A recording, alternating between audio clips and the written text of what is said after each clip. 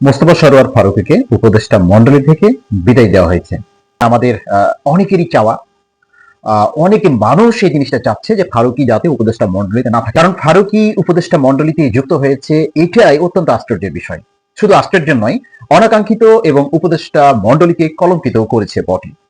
কারণ উপদেষ্টা মণ্ডলী হওয়ার জন্য যেই প্যারামিটার বা যেই যোগ্যতা, তার কোন যোগ্যতার ভিত্তিতে এই মোস্তফা সরোয়ার ফারুকী উপদেষ্টা মণ্ডলীর সদস্য হলেন, তা সচেতন এবং সাধারণ সহ সর্বমহলের মানুষের আজ বড় প্রশ্ন।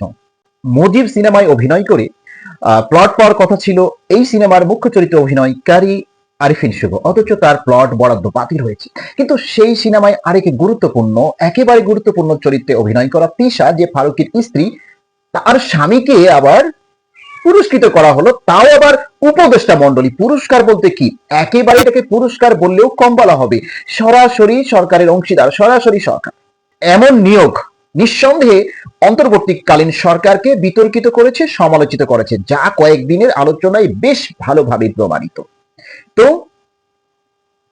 এই ফারুকী উপদেষ্টা মণ্ডলীতে এখন থাকবে কি থাকবে না তা নিয়ে বেশ আলোচনা হচ্ছে।